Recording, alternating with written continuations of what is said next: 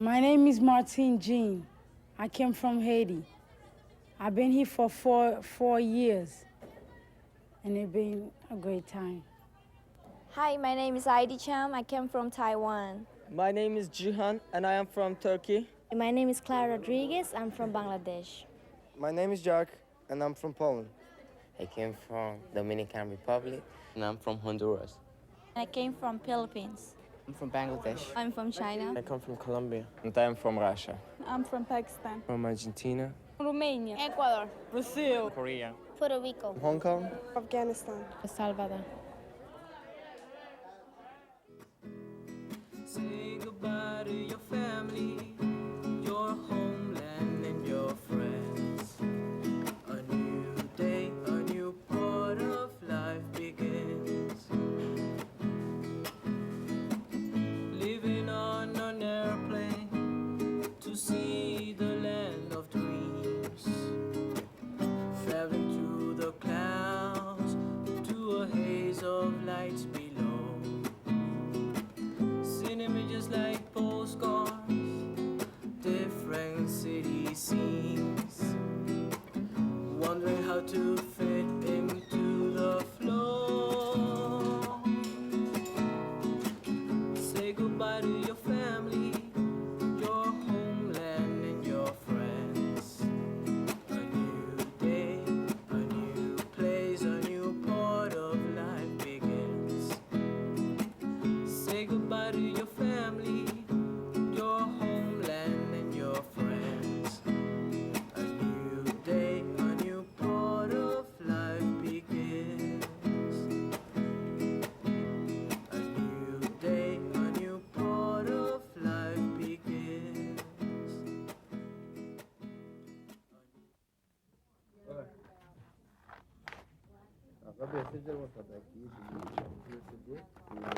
Dile que lo tengo los ojos gato, gato, gato. My name is Lorena Fuenaro. I'm 19 years old. I have been in America for 1 year and 6 months. I'm from Romania. And in English class in the school, I did the box, which is represent me and then also my dream. So I can start with my box, what is representing. I say the name is the American dream, the dollar sign and the computer. That means I wanted to have a good job, and then also I love computer because in my country we don't have a computer. So for me it was something new when I came here, and then I work with the computer. Something that will work between two countries. And she has her country. Romania, right? Yeah. Idea of the American dream, myth or reality, was to try to get a way of handling this country, a way of looking at this country.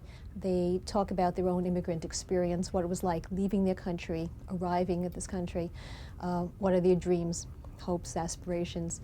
I wanted them to talk to their families and find out what were their hopes and dreams. How does the dream of what they'd find here sit next to the reality? I have it here, the picture of New York. This kind of thing, like this, I see New York in Romanian because I cannot see it, because it was the first time when I came here. So like this, I see New York in Romania. And then like this, it's close to my neighborhood. So for me, New York, it was very different than I thought it is. The lotto, New York lotto, is an American dream, right? If you have a lot of money, you can do anything, you know. You can buy this car. This is my American dream. Leadership project on Thursday. Okay, that's what I meant. That's what I was thinking about. Yeah. That's what I'd like to join. It's great. I think that's one of my dreams. Okay, I want to go to Army. Well, this is gonna, oh, that's right. You were talking about your future. Okay. And this is what do you plan to do in the future? To buy a house, to travel in the whole world. I don't think you can teach kids well if they don't relate what they're learning to their own experience. And the major experience in these kids' lives is immigration at this point. They all immigrated as teenagers, which is a years of turmoil to begin with, and then to move across countries And in most cases, in over 70% of the cases, our kids have separated from one or both parents in the course of their immigration experience. It's a tremendous trauma. The second thing is precisely because of that trauma, if they don't transcend that, if they don't understand their own anger and their frustration and their sadness as well as joy in that, they can't move forward. For some kids, it's actually a block to learning English. They are so angry at having been forced to come here. In very few cases, it was their choice. It was their parents' choice. It's not like they had the dream of coming to America. It was their parents' dream to get a better life for them. And for many kids, it was not a happy experience.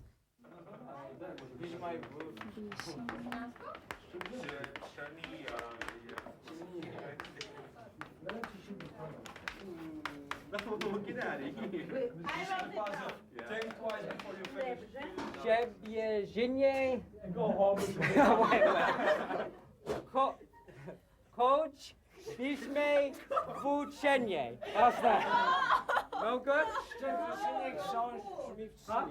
Originally, when we first started working on this particular class, which is now called the Structure of Language, it was a very traditional class in English grammar where kids did lots of exercises and kinds of things that a native speaker of English would do or a student learning English as a second language would do, and they were bored out of their mind.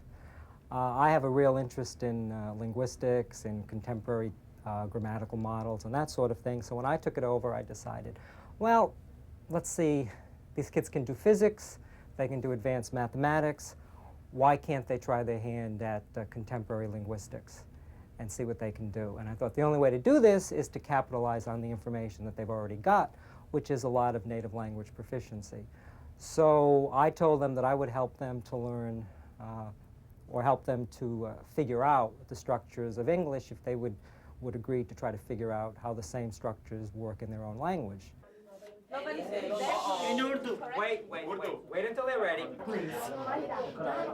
You ready? No. Ready, okay. Ready, my friend? आज का दिन बहुत खूबसूरत दिन है. आज का दिन what? आज का दिन बहुत खूबसूरत दिन है. That's too long.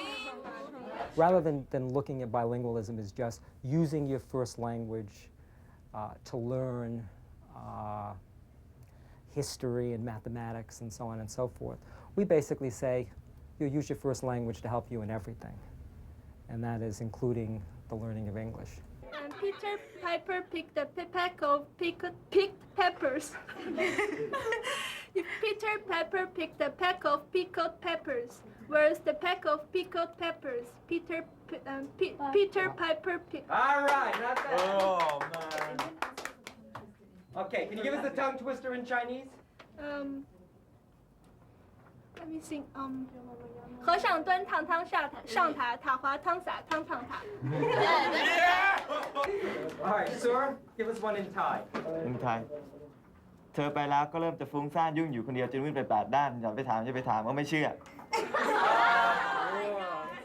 How about Spanish? Do we have any in Spanish? Clarito, clarito, que clarito la abra.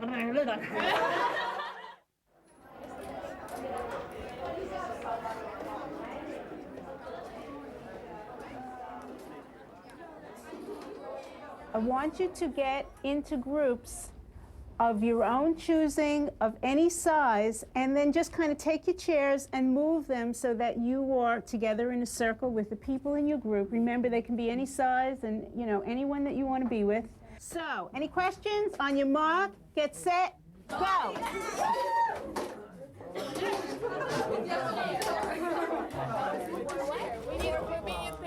You're getting. Yolene, don't take up too much time. Okay. Who's gonna draw it?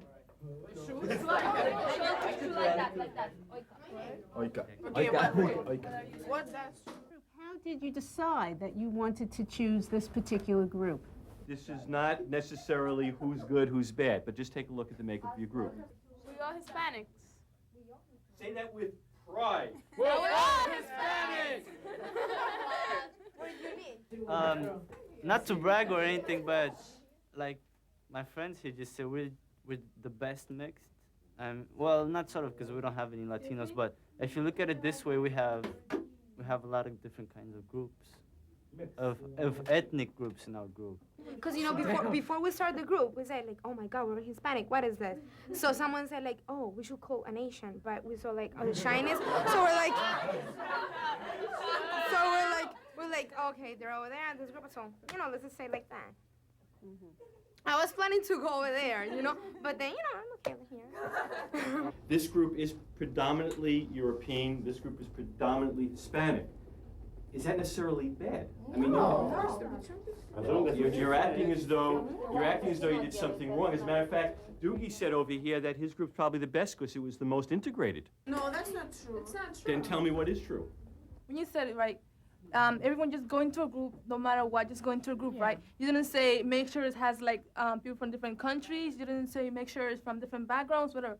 And what people did, just look at each other, and that's it. They just went into a group, right? And now all of a sudden, everybody's getting this caught up diversity thing. Yeah, like you feel like you have the fault for not choosing someone from another place just because, you know, let's say we're all Hispanic.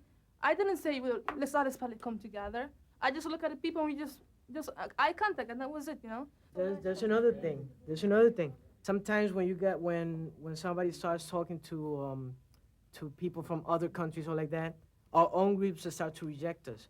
They start like making fun of us and all that, you know. What are you doing with that people? Yeah. I even do it, you know.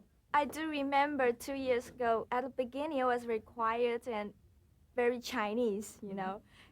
But 2 years ago I started to change. I started to hang out with those European people, you know. Okay, like not Chinese, you know. But when I start to hang out with them, and you know, sometimes I just kiss goodbye and kiss say hello, but Chinese people got those problems. You know, I don't know, they just start say something bad about me. Colombian people especially started calling me Polaka, like Polish. Oh, you're white, you're trying to be a white girl and this and that. Look at the way you dress, the way you talk, the people you hang out with. And once I was with him and they started saying, oh, Polaka, and he's like, yeah, she's Polish and white, what's the big deal about it? I think there's people being ignorant. I don't like to hang out with Polish people only because I got bored of it already. I'm Polish. And no, seriously. No, I'm not saying that it's not cool. It's just that I'd rather be like with Hispanic and Romanians and Chinese because I like the other cultures. It's just different for me. I like change. I don't like to be Polish all the time. Polish, you know, same kielbasa, whatever, same sausage and stuff. No, don't touch that. Hold up my hand. My hand. My hand. Okay, yeah. Bring it up. Hold up my hand. You want to belay or you want to climb? This one. Oh, you want to climb this one? What about that one? You don't want to climb that one? Okay. If you take your eye off that person that's climbing, something could happen in that split second, and they could have a nasty fall before you stop them. You cannot take your eye off the climber. Okay? All right, continue. A person will ask a person to fall from a height, and the whole group will have to catch that person. And that's a big issue with a lot of kids, because most kids these days do not trust anybody. So it takes a lot for them to be able to trust the entire class. We believe that all this that happens in the gymnasium, that it carries over into the classroom. They're able to work better in groups in the classroom. They know each other a lot better. They're more comfortable with each other, and they can trust each other. Just go for it, man. You can do it. I got you. Don't worry about that. Around the other side. Good, Al. That's it. Ready? Come on, you can do it.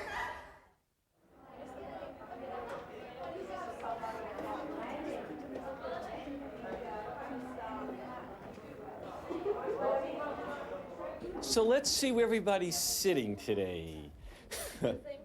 No.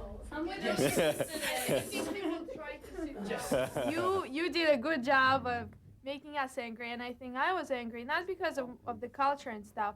I just want to say I was angry because that question was raised, and the question of where we sit and who is sitting next to me. That's why I was angry at. I just have one thing to say to teachers. Don't pick a subject like this again. Yeah. That's it. We're not used to be like, you know, sharing this type of things. It feels scary. No, not scary, we feel mad though, you know. There was some kind of feeling of guilt from ourselves, you know. As soon as they said, why are you sitting only Hispanic? Why are you sitting only European? You already were looking like, oh my God, what did I do? If we wanted to sit with a certain group, what does it matter? We're still different. It's not that we're like, everybody's different, so what's the problem? Why are you so like insecure just because of diversity? You're so caught up in this thing of diversity that you're finding fault for yourself, but you're blaming yourself. You have to be diverse. It's not an obligation. It's something that just happened naturally. So why are you feeling guiltiness for something that we didn't do anything wrong? People get close with those that they are closer to, with those that have something in common. And in the world, the point is not to be friends with everybody, but to have the same respect for everybody. And I think we have that in the school. These are the kind of discussions that we should have. Things that are true, things that we feel, and not always the truth is so nice. Most of us are people who just came from our countries, people who don't know any other culture but ourselves, and the way we separate is nothing compared to people in other schools. You know, that they even fight, they are very closed up, and we don't have any kind of major American influence. We start to meet other people, and we give up some things, and we learn from others. Jedziesz na wycieczkę? Jedziesz na wycieczkę? Jedziesz na wycieczkę? O, czyli na wycieczkę? Ty jedziesz? A ty jedziesz? No, nie. Dlaczego? Nie. Dlaczego? Dlaczego? Bo? You want to keep extra large? No, I'm gonna take the red one. Here we had the International High School, and there are many ways to read it. The first way is nobody can stop us from being an international high school. And the other way is nobody can stop us from being a united for a better tomorrow. Кто верит в Магомета, кто в Аллаха, кто в Иисуса, кто ни во что не верит, даже в черта назло всем. Хорошую религию придумали индусы, что мы, отдав в конце, не умираем насовсем. Мелась ввысь, душа твоя родится вновь с мечтою. Но если жил ты, как свинья, останешься свиньою. Oh my God! You can.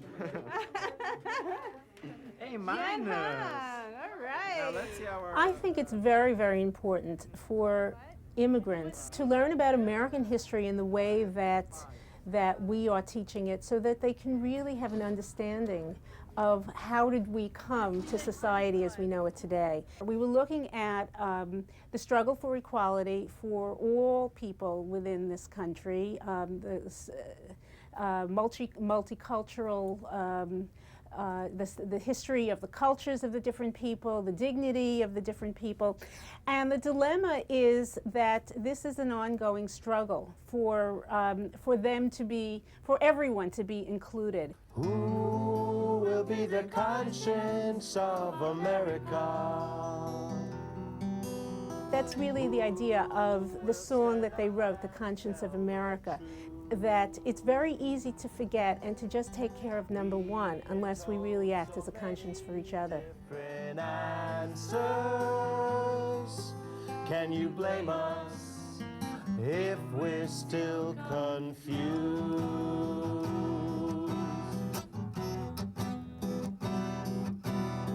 This is a story of glory and pain, of the spirit of liberty so hard to contain, of a revolution that never ends, but is so very hard to maintain.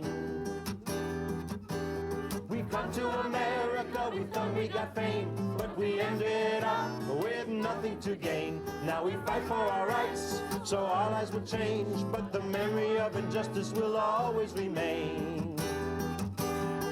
Who will be the conscience of America? I had always had a fantasy of a history class where history would come alive. The first half of the class, students were engaged in research. Then, The second part of the cycle, students took this information and they turned it into drama, they turned it into theater, and they wrote monologues. One student wrote a monologue about being a Native American. I'm a Native American woman. My name is Lame Deer, and it's a year after the Little Bighorn battle.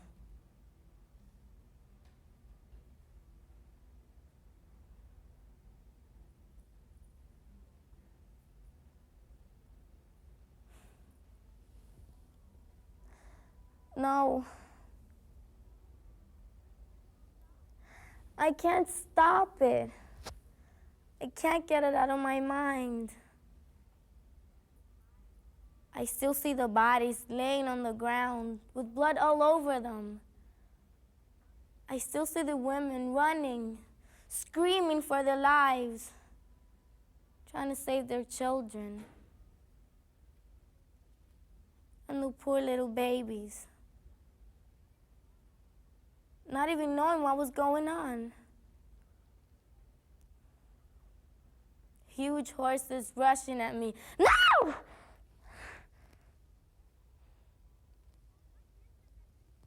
What is it that these people want? Why do they hate us so? Why would they kill all of us?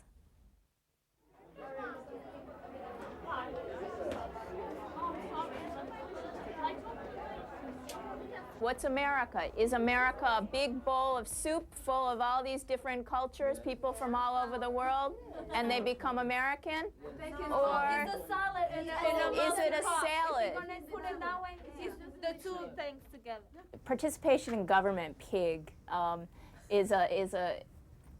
it becomes a base for dealing with societal issues that are important to them. We start out the whole course by creating a platform, the PIG Party platform, and they pick the issues that they want to delve into. You know, whether it's AIDS or racism or homelessness or urban fiscal problems, or spend a lot of time on the school issues. And they take it from there. They do individual and group projects and try and they set up contracts with themselves and with myself on what they want to learn and how they're going to learn it. America doesn't have one culture. Like Spanish, like, you know, some kind Spanish got their own, Polish got their own. Everybody got their own culture, but Americans don't. America is a bunch of blending up and down. You know, immigrants all over the world. What they're saying is that we should all blend and become Americans. Okay?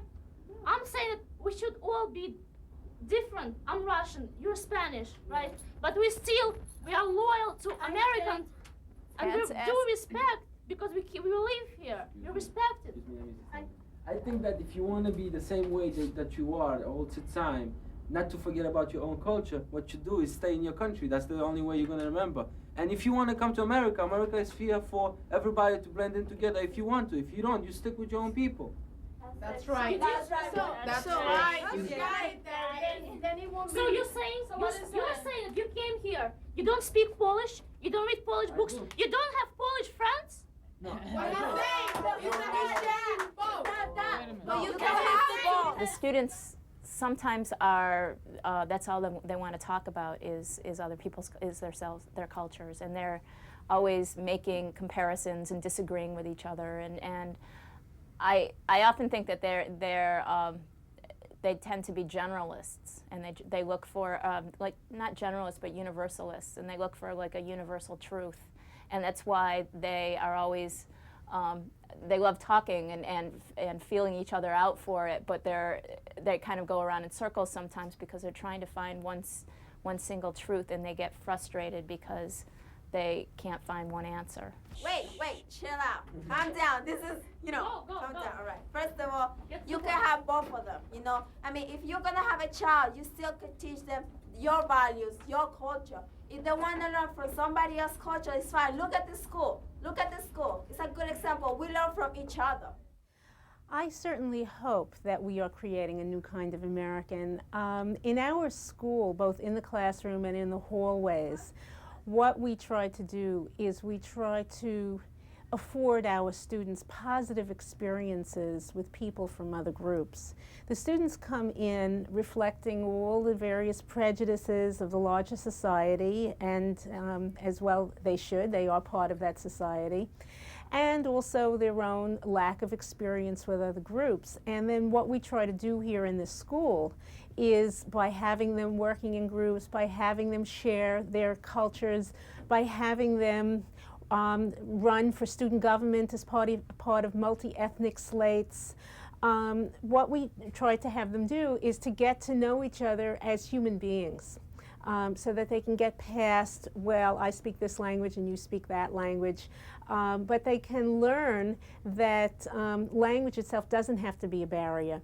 Before you can reach out and understand and appreciate people from different backgrounds, you have to have a very strong sense of self and appreciate your own culture and heritage. And I suspect in the larger society that's part of the dynamic we're seeing, and you see it mirrored here in microcosm.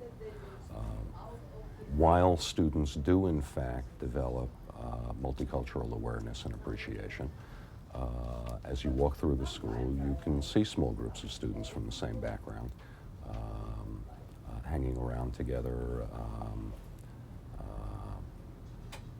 enjoying one another's company. And what we've demonstrated, I believe, is that that does not preclude then being able to reach out to the larger community, and in fact may be a prerequisite to being able to do so.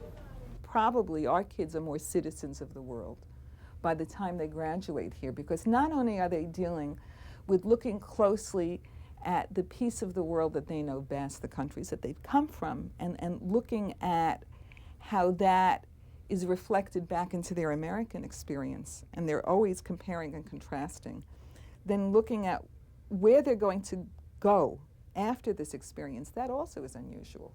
I've seen hundreds of students from all over the world come through this school and leave far more respectful, far more respectful of diversity than they came to us, and far more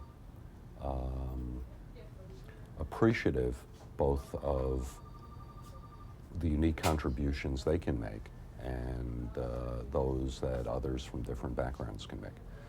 So based on what I've seen here, I've got tremendous hope for the future.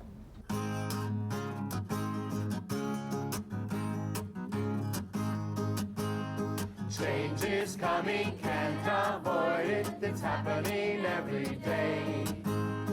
Feelings, bodies, ideas changing in many different ways. The world is changing, turning round like winter turns to spring. All the time, and to us all, change is happening. Coming to America, there's a new language that I hear. Different words, a different way of living I find. New foods, new smells, a new pace of life. Old friends and family members have all been left behind. Change is coming, can't avoid it, it's happening every day. Feelings, bodies, ideas changing in many different ways. The world is changing, turning round like winter turns to spring. All the time, and to us all, change is happening.